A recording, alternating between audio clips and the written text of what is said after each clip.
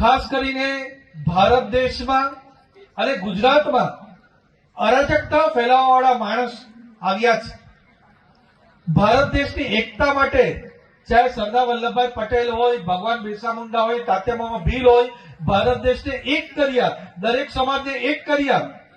પણ અમુક પાર્ટીઓ છે, કોંગ્રેસ પાર્ટી, આમ આદમી પાર્ટી, જે ટુકડે ટુકડે ગેંગ છે એને સમર્થન કરી રહી છે।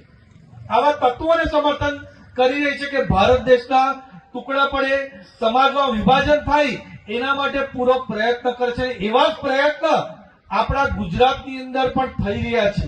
જે દિલ્હીથી પાર્ટી આવી છે એ આપણા સમાજમાં ભાગલા પડે, અરાજકતા ફેલાવે, આપણા નવયુવાનો હિંસા પર ઉતરે, એના માટે પૂરો પ્રયાસ કરી રહ્યા છે।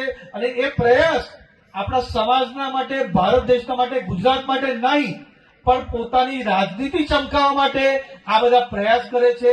પણ આજનો યુવાન મોદી સાહેબ સાથે, રાષ્ટ્રવાદ સાથે સમર્પિત છે। તો આ જેટલા લોકો અરાજકતા ફેલાવે છે એને હું કહેવા માંગુ છું કે આ તમારી જે રાજનીતિ તમે કરી એ દિલ્હીમાં ફેલ થઈ ગઈ। અને ગુજરાત તો ભારતીય જનતા પાર્ટીનું ઘર છે, સરદાર વલ્લભભાઈ પટેલ, મહાત્મા ગાંધીનું ઘર છે, મોદી સાહેબ અને અમિત શાહ સાહેબનું ઘર છે। તમે જે કાવતરા કરવાના છે એમાં પૂરી રીતે નિષ્ફળ જવાના છે। અને અમારા યુવાનો ભારત દેશને અખંડ રાખવા માટે, સમાજને એક રાખવા માટે પૂરો પ્રયત્ન કરશે।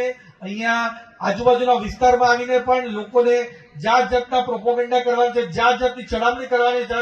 મને 100% ખાતરી છે કે અમારા બધા જ યુવાનો ભારતીય જનતા પાર્ટી અને મોદી સાહેબ સાથે જોડાવાના છે। અને આજે આપણે બધા મોટી માત્રામાં બધા એક સાથે એકતા યાત્રા કાઢીને આપણે બધા જ સરદાર વલ્લભભાઈ પટેલને યાદ પણ કરવાનું છે। સરદાર વલ્લભભાઈ પટેલ જે આપણને શીખ આપી ગયા છે, ભગવાન બિરસા મુંડાજી જે શીખ આપી ગયા કે આપણે ભારત દેશને એક રાખવાનો છે અને દરેક સમાજને એક રાખવાનું છે, એવું કામ આપણે બધાએ કરવાનું છે।